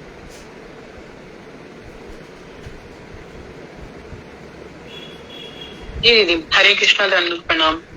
छठा स्कंद है, प्रथम, द्वितीय और तृतीय अध्याय से। अजामिल ने देखा कि 3 यमदूत उसकी जीवात्मा को लेने आए हैं और उनकी आकृति बड़ी भीषण है। उनके हाथों में पाश है, रोए खड़े हुए हैं। उन्हें देखते ही व्याकुल हो अजामिल ने अपने पुत्र नारायण को पुकारा, जो कि पास में ही खेल रहा था। अजामिल के नामाभास के कारण शीघ्र ही 4 विष्णुदूत वहां उपस्थित हो गए। उस समय यमदूत दासीपति अजामिल के शरीर से, नामाभास से क्या मतलब है? दीदी, यहाँ पर अजामिल ने जो नारायण कह के पुकारा, उसने भगवान विष्णु को, हाँ, भगवान विष्णु, उसने भगवान का स्मरण नहीं किया था, उसने अपने पुत्र को स्नेहवश पुकारा था। यही नामाभास है, सही है। आगे। तो वो जब यमदूत अजामिल के शरीर से उसके सूक्ष्म शरीर को निकाल रहे थे, तभी विष्णुदूतों ने उनको बलपूर्वक रोक दिया। तब यमदूतों ने पूछा, तुम लोग कौन हो? धर्मराज की आज्ञा का निषेध क्यों कर रहे हो? किसके दूत हो? कहाँ से आए हो? इस पापिष्ट अजामिल को ले जाने से क्यों रोक रहे हो? तुम लोग कोई देवता या कोई सिद्ध श्रेष्ठ हो? हम देख रहे हैं तुम सबके कमल के समान विशाल नेत्र हैं, रेशमी पीताम्बर ओढ़े हो, मस्तक पर किरीट और कानों में कुंडल धारण किए हो, सभी अजानुलंबित भुजाओं में गदा, पद्म, कमल, शंख, चक्र धारण किए हो। तुम सबके तेज से सभी दिशाएं प्रकाशित हो रही हैं। हम धर्मराज के किंकर हैं, हमें क्यों रोक रहे हो? यह सुनकर विष्णुदूत मुस्कुराए और मेघ के समान गंभीर वाणी में बोलने लगे, यदि तुम धर्मराज के आज्ञाकारी सेवक हो तो हमें धर्म का स्वरूप और अधर्म के लक्षण बताओ। तुम्हारे दंड की क्या व्यवस्था है? किस कारणवश दंड दिया जाता है? किसे दंड दिया जाता है? क्या सभी कर्मी लोग दंडनीय हैं अथवा उनमें से कुछ ही दंड के पात्र हैं? यमदूतों ने बोला, वेदों में जो करणीय है वह धर्म और निषिद्ध वह अधर्म है। हमने सुना है वेद साक्षात प्रमाण है, क्योंकि वे भगवान नारायण के स्वाभाविक निःश्वास रूप हैं, जो अपने धाम में स्थित संकल्प मात्र से ही सात्विक, राजसिक, तामसिक प्राणियों को उनके शांतत्वादि गुण, ब्राह्मणादि नाम, अध्ययन आदि क्रिया और वर्णाश्रम आदि रूपों के द्वारा यथार्थ रूप में प्रकाशित करते हैं, वही नारायण है। सूर्य, अग्नि, चंद्र, प्रकाश, वायु, देवता, संध्या, दिन, रात, दिशाएं, जल और स्वयं धर्म, ये जीव के कर्मों के साक्षी हैं। उन सबकी साक्षी से अधर्म का पता चल जाता है, जिससे अधर्मी के दंड का विधान होता है। देहधारी सभी व्यक्ति क्षण मात्र के लिए भी कर्म किए बिना नहीं रहते, अतएव कर्मियों से पाप होना अवश्य संभावी है। अतः सभी कर्म दंडनीय हैं। इस लोक में जिस परिमाण में और जिस प्रकार से वे धर्म या अधर्म करते हैं, उसी प्रकार से और उसी परिमाण में अपने कर्मों को भोगते हैं। जिस प्रकार वर्तमान वसंतादि काल, भूत एवं भविष्य में आने वाली वसंतादि ऋतुओं के पुष्प, फलादि गुणों का अनुमान करा देता है, उसी प्रकार वर्तमान जीवन अतीत और भविष्य के धर्माधर्म दोनों प्रकार के कर्मों का निर्देशन स्वरूप होता है। जैसे बसंत का मौसम आया, तो बसंत के मौसम से हमें पता चला कि भैया अब ऑटम बीत गया है, पतझड़ बीत गया है। उसी प्रकार से वर्तमान समय में जिस मनुष्य का जैसा भी हमें दिख रहा है, तो उसके हिसाब से इसने पूर्व जन्म में क्या कर्म किया है, ये वो स्पष्ट कर रहे हैं। काल की भी बता रहे, भूत भविष्य और धर्म अधर्म। उन्होंने ये भी बताया कि जो वेद के समझ से चल रहा है, वेद में जिस कार्य को करने का विधान किया गया है, उससे जो चल रहा है वो तो विधि है, और वेदों ने जिस काम के लिए मना किया वो निषिद्ध है। तो निश्चित जो कर्म करेगा उसको यमलोक में जाना ही पड़ेगा। ये सब बातें जो जिस परिमाण में, जितनी मात्रा में, जितना दुष्कार्य करेगा उतनी परिमाण में उसको नरक भोगना पड़ेगा। ये आपस में कौन बात कर रहे हैं? यमदूत और विष्णु दूत आपस में विधान कर रहे हैं। हाँ,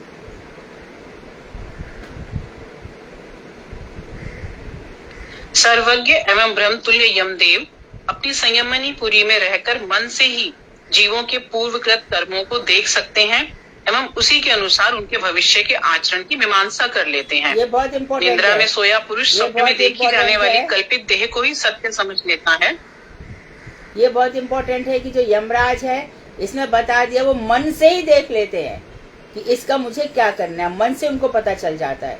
जिस जीव को वहां पे लाया जाता है, ऐसा भी आपने कभी कभी सुना होगा कि यमराज के पास से गए थे लेकिन वहां से लौट आए, धक्का दे दिया और हम वापस उठ गए। ऐसा भी सुना होगा। ऐसे भी कई घटनाएं घटित होती हैं।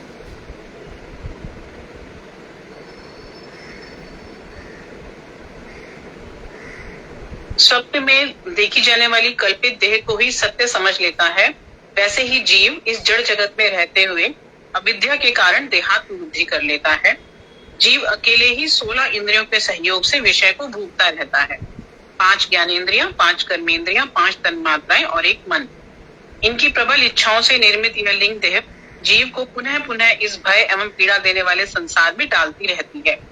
रेशम का कीड़ा जिस प्रकार अपने मुख से धागा उत्पन्न करते करते उसी जाल में फंस जाता है, वैसे ही मनुष्य भी इस संसार में मोह से ग्रस्त हो जाता है। हे देव शिरोमणियों, यह ब्राह्मण पहले सदाचारी ब्राह्मण था। इसमें अहंकार न था, समस्त प्राणियों का हित करने वाला था। एक बार अपने पिता के आदेश पर वन से फूल, फल, समिधा, कुशादी लेने गया।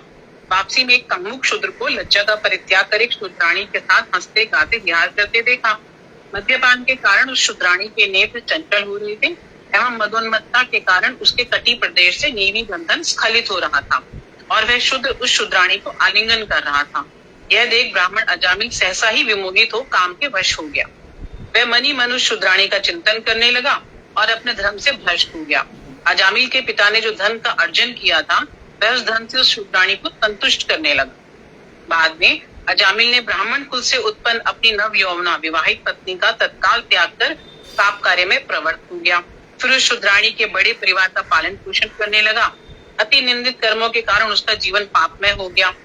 इसने अब तक अपने कर्मों का प्रायश्चित नहीं किया, अतएव इसे हम दंडपाणी यम के पास ले जाएंगे। वहां यह अपने पापों का दंड प्राप्त कर शुद्ध हो जाए।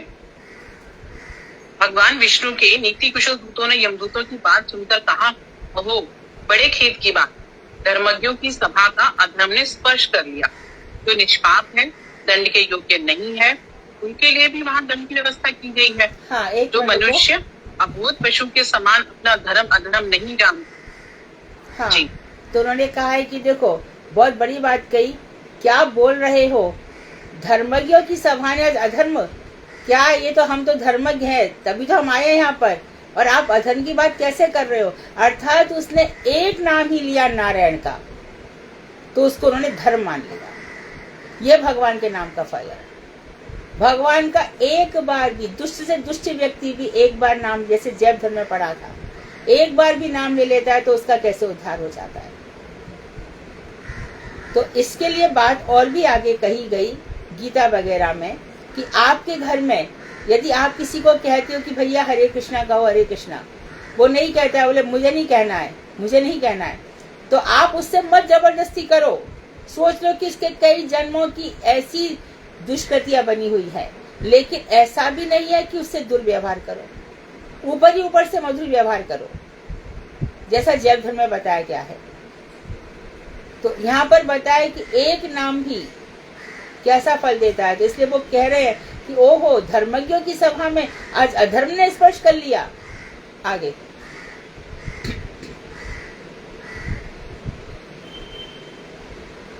जो मनुष्य अबोध पशु के समान अपना धर्म अधर्म नहीं जानते, वे परवश पशु के समान अपने पालनकर्ता की गोद में निश्चिंत भाव से मस्तक रखकर सोते हैं।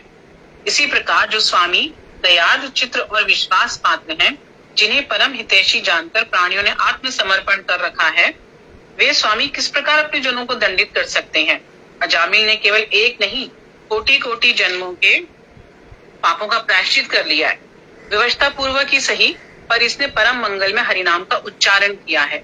यह अजामिल पहले भी भोजन के समय बड़े प्यार से वत्स नारायण शीघ्र आओ इस प्रकार से 4 अक्षर वाले नारायण नाम का नामाभास करता था। उसी से इस पापी के जन्मों के अर्जित पापों का नाश हो गया। बहुमूल्य वस्तुओं को चोरी करने वाला, मद्यपान, मित्रों के साथ द्रोह रखने वाला, ब्रह्मघाती, गुरु पत्नी से अभिगमन करने वाला, स्त्री का हत्यारा, गौ, पिता अथवा राजा की हत्या करने वाला, इन सब के लिए विष्णु नामों का उच्चारण ही सर्वश्रेष्ठ प्रायश्चित है। जो पापों को जड़ से उखाड़ डालना चाहते हैं उनके लिए भगवान नामों का गुण कीर्तन ही सर्वश्रेष्ठ है। यह नाम संकीर्तन ही पाप की जड़ अविद्या का नाश कर चित्त का संशोधन करने में समर्थ है।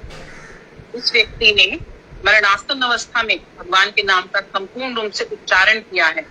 अतः तुम लोग इसे नरक आदि पाप के मार्ग पर मत ले जाओ।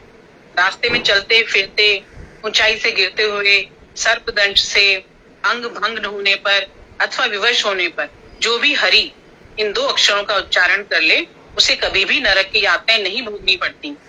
दान तप आदि से पाप तो नष्ट होते हैं, पर पुनः अधार्मिक कार्य करने पर हृदय की मलिनता या संस्कार नष्ट नहीं होते। भगवान के चरण कमलों की सेवा से ही चित्त शुद्ध होता है। यदि कोई जानकर अथवा अनजाने में हरिनाम का उच्चारण कर लेता है तो उसके सारे पाप भस्मसात हो जाते हैं। ठीक उसी प्रकार जैसे कोई अनजाने में अमृत या विष का पान कर ले तो उसका असर तो होता ही है। इस प्रकार धर्म का बलिहार निरूपण कर विष्णु दूतों ने अजामिल को यमपाश से छुड़ाकर उसकी मृत्यु से रक्षा की। विष्णु दूतों से इस प्रकार का उत्तर पाकर यमदूत अपने स्वामी यमराज के निकट गए और सारा वृत्तांत कह सुनाए। इधर यमदूतों और विष्णु दूतों के मध्य यह वार्तालाप सुन अनायास ही अजामिल के हृदय में भक्ति का उदय हो गया। वह अपने पाप कर्मों को याद कर प्रायश्चित करने लगा। वह स्मरण करने लगा किस प्रकार उसने उस शूद्रा के लिए अपनी ब्राह्मणी साध्वी पत्नी और माता पिता का त्याग किया, जिनका कि मेरे अलावा और कोई नहीं था। यह अद्भुत दृश्य मैंने क्या देखा। हाथों में पाश लिए वो भयंकर पुरुष मुझे घसीट रहे थे। वे कहाँ गए? तभी 4 सुंदर सिद्ध पुरुषों ने मुझे मुक्त कराया। वो कहाँ चले गए? यद्यपि मैं दुर्भागा हूँ, पापी हूँ, तो भी उन सिद्ध पुरुषों के दर्शन से मेरा चित्त निर्मल हो गया। अब मैं महामोहानंदकार संसार में नहीं गिरूंगा। अब मैं मिथ्या प्रलोभन में नहीं पड़ूंगा। इस प्रकार चिंतन करते हुए अजामिल हरिद्वार चला गया। शुद्ध भक्ति करते हुए उसकी इंद्रियां और हृदय विष्णु से मुक्त हो गए। चित्त में श्री भगवान में समाहित हो गया और फिर वही 4 विष्णुदूत प्रकट हुए। अजामिल ने सिर झुकाकर उनको प्रणाम किया। उनके दर्शन के पश्चात शीघ्र ही अजामिल ने देह त्याग कर दिया और तत्क्षण ही उनका जैसा रूप पा आकाश मार्ग से श्रीपति श्री हरि के पास वैकुंठ धाम चला गया। अतः जो भव बंधन से मुक्त होना चाहते हैं उनके लिए भगवान के नामों का कीर्तन ही समूल पापों को नाश करने वाला है। इससे श्रेष्ठ कोई वस्तु नहीं। मरते समय भीषण यंत्रणा को भोगते हुए महापातकी अजामिल ने पुत्र को बुलाने के उद्देश्य से नारायण पुकारा तो वह भगवत धाम को प्राप्त हुआ। तो फिर जो निरंतर श्रद्धा के साथ परिणाम का कीर्तन करता है निसंदेह उसे भगवत धाम की प्राप्ति होगी। यही स्थिर सिद्धांत है। राजा परीक्षित ने कहा, हे ऋषिवर, समस्त लोग जिनके वश में हैं उन यमराज की आज्ञा इस प्रकार से भंग कर दी गई हूँ तो विष्णु दूतों से पराजित होने पर यमदूतों ने जब अपनी सारी बातें अपने स्वामी को सुनाया तो उन्होंने क्या कहा? यमदूतों ने पूछा, हे प्रभु, यह बताइए इस जीव लोक पर शासन करने वाले कितने हैं? शुभ अशुभ कर्मों को करने वाले जीवों के कर्म फलदाता कितने हैं? हम तो अभी तो यही जानते थे कि मुख्य शासनकर्ता एक ही होता है। आप ही देवताओं सहित समस्त प्राणियों के अधीश्वर हैं। मनुष्य के पाप पुण्य के निर्णायक भी आप ही हैं। किंतु अब हम देख रहे हैं कि संसार में आपके द्वारा निर्णित दंड को स्वीकार नहीं किया जाता। 4 अद्भुत मूर्ति सिद्ध पुरुषों ने आपके आदेश का उल्लंघन किया है। वे दूत अति द्रुत गति से उस समय वहां उपस्थित हुए जब हम उस पापी अजामिल को यातना ग्रह की ओर लाना चाहते। उन सिद्ध पुरुषों ने महाभे डरो मत कहते कहते वहां उपस्थित हो गए। यदि आप हमारा मंगल चाहते हैं तो हमें बतलाइए वे कौन थे। दूतों के प्रश्न में नारायण शब्द का उच्चारण सुनते ही यमराज अति प्रसन्न हो गए और श्री हरि के चरण कमलों का स्मरण करते हुए अपने दूतों से कहने लगे, तुम लोग मुझे ही सर्वश्रेष्ठ मानते हो, पर ऐसा नहीं है। मुझसे इंद्र चंद्र आदि प्रमुख लोकपालकों से भी एक जन श्रेष्ठ है जो संपूर्ण चराचर जीवों के अधीश्वर हैं। सूत में वस्त्र के समान यह समस्त विश्व उनमें ही ओतप्रोत भाव से अवस्थित है। हम सब जिसमें इंद्र, वरुण, चंद्र, अग्नि, महादेव, पवन, ब्रह्मा आदि सब उनकी लीला चेष्टाओं को समझने में असमर्थ हैं, तब उनकी माया से मोहित अन्य जीव उनको कैसे जान सकते हैं। परम स्वतंत्र मायाधीश परम पुरुष श्री हरि सबके अधीश्वर हैं। उनके अनुचर गण भी प्राय अपने स्वामी के अनुसार रूप, गुण और मनोहर स्वभाव के होते हैं। वे प्राय इस पृथ्वी पर विचरण करते रहते हैं। भगवान विष्णु के ये सेवक देवताओं के भी पूज्य हैं। उनका अलौकिक रूप दर्शन अति दुर्लभ है। वे भगवत भक्तों को शत्रुओं के कवच से, मुझ से और अग्नि, जल आदि समस्त प्राकृतिक उत्पादों से सब प्रकार से रक्षा करते हैं। हे दूतों, ब्रह्मा, देव ऋषि नारद, शंभु, सनत कुमार, देवहूति नंदन कपिल, स्वयंभू मनु, प्रहलाद, जनक महाराज, भीष्म, बलि महाराज, शुकदेव और मैं, हम 12 जन भागवत के तत्व को जानते हैं। यह धर्म अतिशय निर्मल, गोपनीय एवं दुर्बोध्य है। जीव यदि इसे जान ले तो वे मुक्त होकर भगवान के परम पद की सेवा प्राप्त कर लेते हैं। अजामिल के नामाभास से ही वह मृत्यु पाठ से मुक्त हो गया। इस पापी ने मरण काल में विवश होकर अस्वस्थ चित्त से नारायण कहते हुए अपने पुत्र को पुकारा। इस प्रकार की विष्णु स्तुति से ही इसकी मुक्ति हो गई। नाम संकीर्तन से ही अगर मुक्ति सुलभ है तो विद्व जन कर्म योग आदि का उपदेश क्यों देते हैं। इसके उत्तर में यमराज कहते हैं, भागवत धर्म के तत्व को हम 12 महाजनों के अतिरिक्त याज्ञवल्क्य, जैमिनी आदि धर्मशास्त्र प्रणेताओं की बुद्धि प्राय देवी माया से अतिशय विमोहित हो जाती है।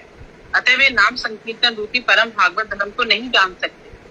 तभी वर्ण तथा आश्रमों के व्यक्तियों को सुलभ्य परमार्थ फल प्रदाता जो नाम संकीर्तन है उसकी महिमा को वे नहीं जानते।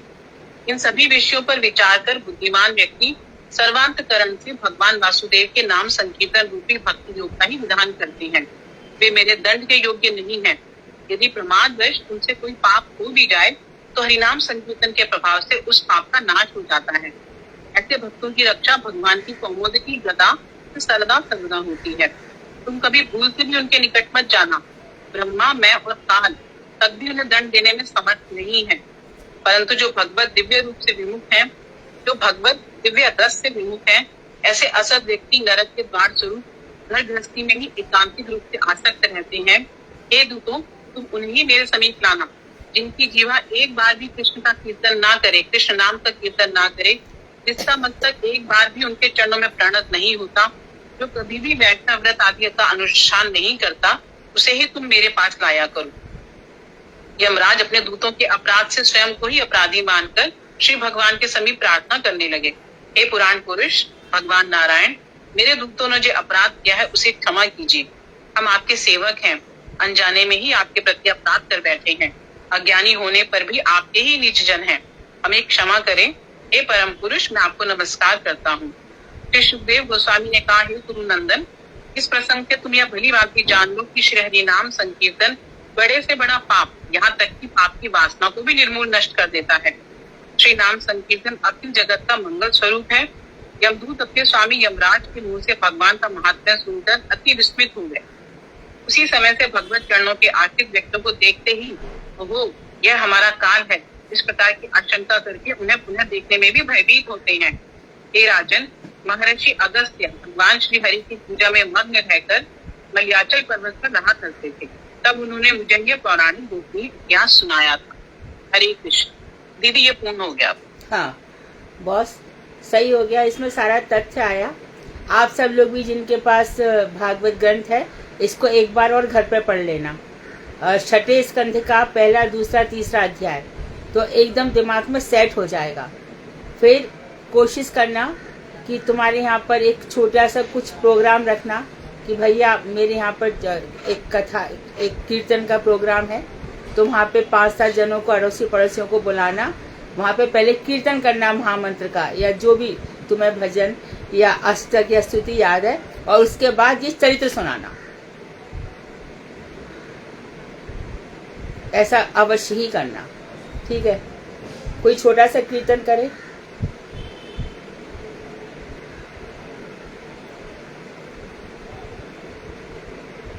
कौन गा रहा है? दीदी, मैं बंगाली में सुनाऊं? हाँ, सुनाओ। उषा। दीदी, मैं करूँ आज? कौन कौन बोल रहा है? गौरंग वैली, उषा बोल रही हूँ। हाँ हाँ, गाओ।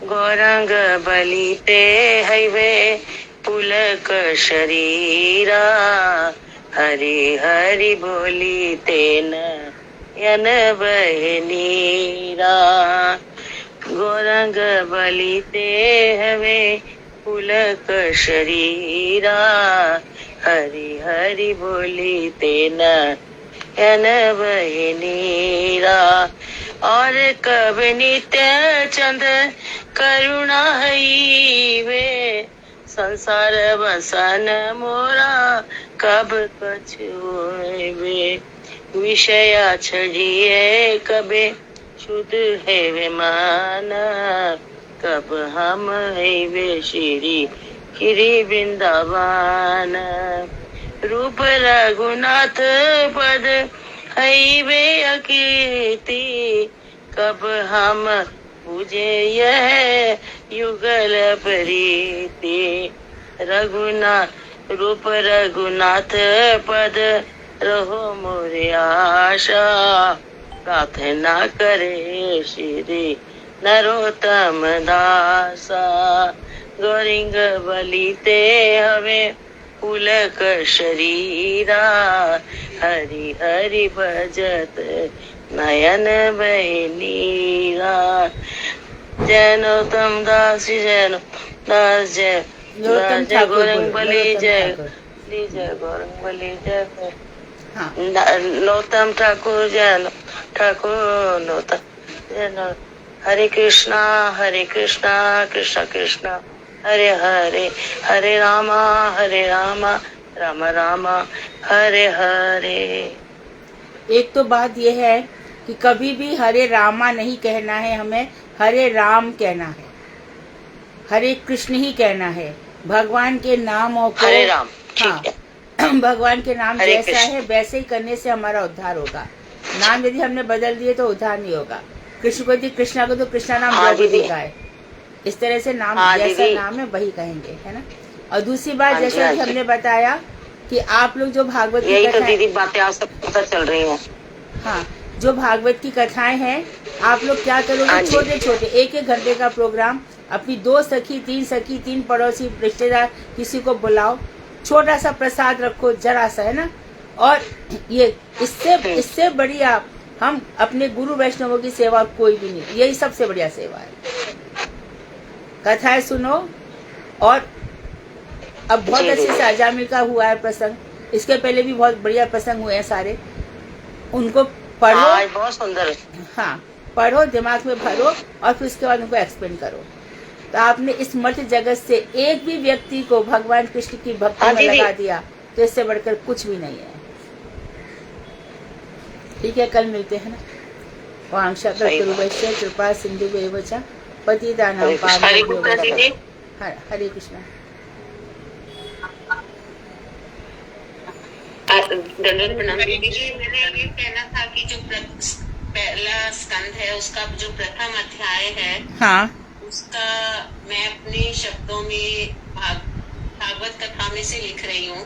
तो 90 परिक्रमा के बाद एक दिन मैं बोलूंगी उसके बारे में। साधना जी बोल रहे हैं ना,